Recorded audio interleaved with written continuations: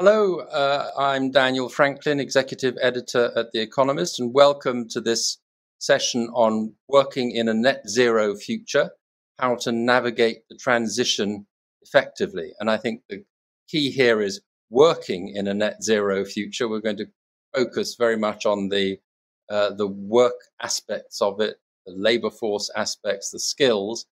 And to discuss this, I'm joined by Jen Steinman, who is Global Sustainability and Climate Leader at Deloitte. Jen, welcome. Thank you. Appreciate the opportunity to be here with you. So, as I say, we're going to dive into the skills. But first of all, I mean, we hear an awful lot about net zero. It's become so fashionable at all levels, business, government. Describe for me a little bit the opportunity you see here, first of all, in terms of what it means in terms of jobs and how the future in, let's say, 2050 or so may look. Absolutely. So, Daniel, at Deloitte, we've done some economic modeling over the course of the last 18 months. We did a scan around the globe by geography, and actually our last report is coming on Africa soon. But we have a worldwide view on what the economic upside and correspondingly what the economic downside is of acting on climate change or not acting on climate change. And so that's the backdrop for answering this question. If we fail to act now and decisively, by 2070, we could see erosion of 178 trillion US dollars from an economic perspective. And then if we start to act on this transition now and decisively in a unified manner, we see an upside of 43 trillion US dollars by 2070. And so if you think about that in the context of jobs, that really points to either economic growth or economic downside, which ultimately leads to a very human side of the equation, which is the jobs that it either creates or takes away. And that's really at the heart of what we talk about just in terms of the transition from a working perspective and the skills that are needed for the future, as well as how we allow those skills to come across from a just transition perspective. So we'll get into that in a moment, but just to explore those very large numbers. I mean, obviously these are very broad brush estimates, but is this sort of spread fairly evenly around the different regions of the world, or are there particular regions that stand to win or lose, especially strikingly? It is spread across the globe. There are impacts both on the positive and the negative across the globe, but we actually see a pretty significant upside in Asia Pacific, more moderate in Europe, and in the Americas, opportunity a little bit more moderate as well. But if we look at it, systemically, and this comes to jobs as well, there's going to be impacts across the globe. And I think the punchline is that there's more of an upside potential if we do act than a downside potential. Now we have to figure out how to get there, how to get from those commitments to the action that it takes, as well as the skills we need to build during that transition. Okay, so that's the framework, if you like, and it of course it sounds fantastic. Who wouldn't want that kind of upside that you've just outlined? But as everybody knows, it's not that simple. There are all sorts of challenges along the way, short term, medium term, long term.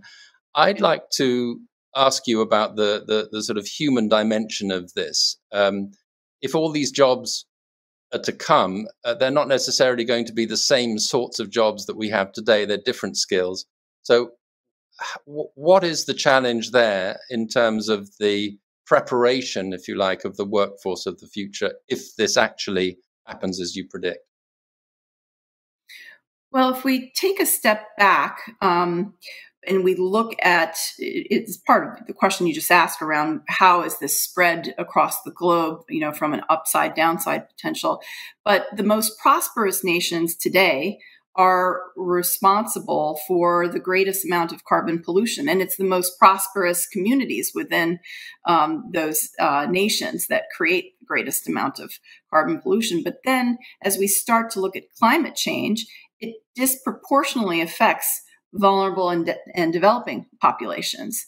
And so that is really a challenge as we think about how this unfolds from an economic perspective. And while just transition was considered in the Paris Agreement on climate change, there hasn't been much work done to describe how one will actually accomplish that transition. And it's not yet part of the day-to-day vernacular as different parts of the globe, whether it's in government or in policy or at an organizational level, will start to deal with some of those challenges. So that's really what we need to start to tackle. And then when we start to look at then the distribution of jobs, it also correspondingly follows that some of the roles that are most impacted, and we can get into what that looks like in the different geographies, are correspondingly in some of the hardest hit geographies will also have to deal with that inequity of distribution. So we have a portion of the workforce that's incredibly vulnerable due to climate extremes. And then they're also made more vulnerable by the economic transition. And those are both very different and complex issues to start to decompose and deal with.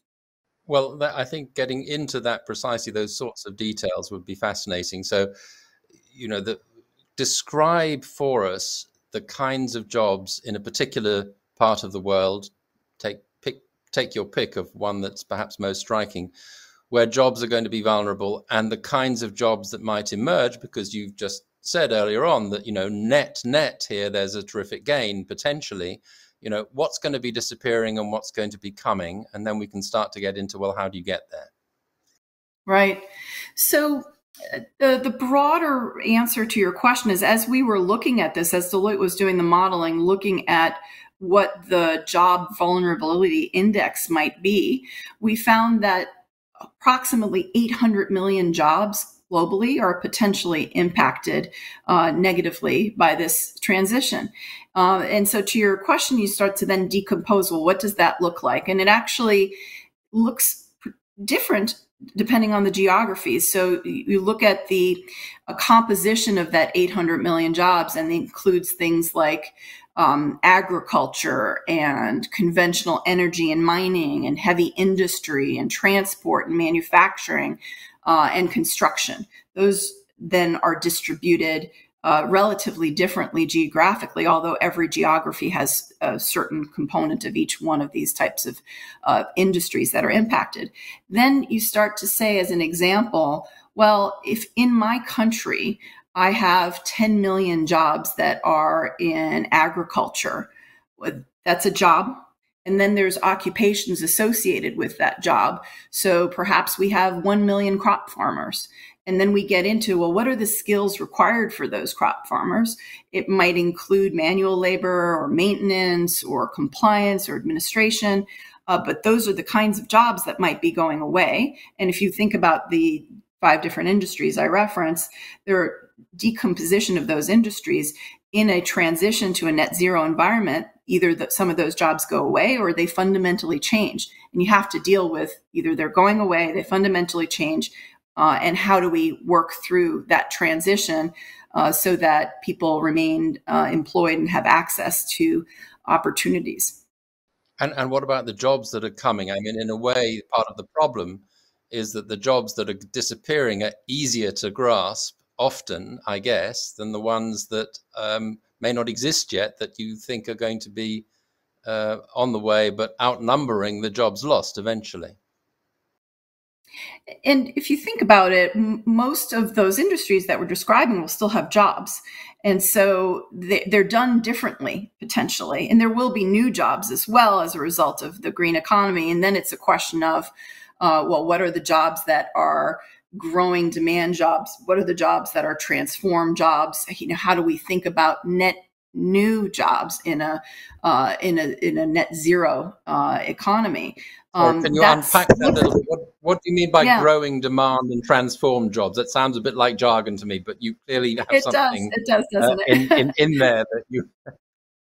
Right. that would be good to understand. So what is the difference between a growing demand job and a transform job? A growing demand job. So you might have a growing demand for different components of an industry as the transformation occurs. But then, for instance, we go back to maybe something like heavy industrial. The use of hydrogen might fundamentally, green hydrogen might fundamentally change that job. Well, now I still have a job, and we still have to have a certain output. But the way I do that job and the supporting infrastructure for that job changes. How much of what I do today translates into that job tomorrow? So as you think about a transformed job, then I have to start to think about, well, the job today, the job tomorrow, what's the gap between those two things that needs to happen? And then do my current laborers actually have the skills to perform that job? And if not, is it the same laborers that are reskilled, or do I need to identify different people to do the work? And that's really fundamentally, without the jargon, the work that has to be done across most industry. So I think we're getting to the nub of it here, and to the challenge with a lot of net zero, the net zero aspiration, if you like, which is that the immediate stuff that is under threat potentially is very real to people. But the longer term, you can paint a picture of the longer term being very benign, ultimately beneficial in all sorts of ways, including in terms of jobs. But it's much harder to imagine exactly what that's going to be like, and getting from A to B is not a straightforward matter. So what has to happen, particularly from the skills perspective now at various levels, to start preparing for this? How do you begin to make that transition? It is complex, as you suggest, Daniel. The net of it, however, is that we know that what needs to happen ultimately, and therefore one can work backwards from that to get to the desired outcome. The challenge associated with that is that it has to happen at all levels, in the sense that we need policy to encourage and or government action to encourage and or mandate certain types of changes to occur. And then as companies start to think about what was my commitment relative to how do I get there, it can't just be a side of desk exercise to map not only the different processes and the technologies that are going to support those processes going forward, but also all of the work aspects of it, so that we can then determine how we will reshape work going forward. And then you add another layer onto that, which is where the work takes place and how you support those individuals that are trying to learn new skills for that to happen. So that is an incredible lift for most parts of our system. And it will happen in a lumpy manner because we need different nuances to policy by geography, because we have different industry strengths in different geographies. So there's quite a bit of work to be done, and it needs to happen rapidly, and we're not necessarily set up today to do that, which is why we want to have this conversation and share some of the data so we can create a catalyst for that to happen. So we don't have all that much time left, and you're describing an incredibly complicated and ambitious phenomenon. So I want to, clearly there isn't a magic wand that you just wave and get from A to B. But if you were to highlight one or two things at each level that you think is a good place to start. So let's take government first of all. You mentioned that a lot has to come from government. What should governments be doing, in your view, to get this process at least beginning, get it underway? From a government perspective, there's really a strong opportunity to start to look at how one creates the incentive and the mandate to move markets, to move whole countries and nations, and needs to get down to a level of specificity, which implies all the work we just talked about. And so I would say it's one thing to say, here's what needs to get done. We have to get into the how, and it needs to be much more active. It won't happen on its own. So we need to think about What are the skill gaps? We have to look at all of those elements and then think about what are the specific policies in this specific nation that will help facilitate that transition. And that's work that needs to be done at a very granular level. And what about at the corporate level? You know better than I do, I'm sure, that the pressures on corporate leaders are very great at the moment. It's a very challenging environment. How do you begin to get people to focus on this very long term and start to think about the workforce needs of that future? You know, it's interesting. We did a survey of about 700 executives against the backdrop of leading up to COP27 to understand their attitudes towards this question. And we asked the question, what role should industry play? And when we got the response, we found that about a quarter of them were considering skill training, and roughly a third talked about financial support for climate change. And then a third talked about, actually 2/3 talked about environmental justice and just transition, which shows you the intention is there, but how you connect that to the work. If all of us think it's important, but we haven't yet internalized, what do we do about it? And then how do we get that done?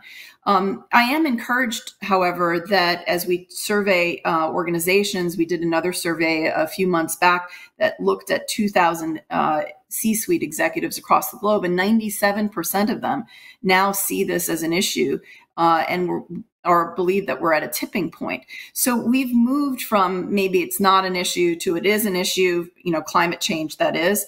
And then we've moved from not really addressing it to having some commitments, but now we don't know how to get those done. And similarly, we are at the beginning part of the journey around how do we think about this from a labor perspective, and how do we connect that to our overall strategy and aspirations.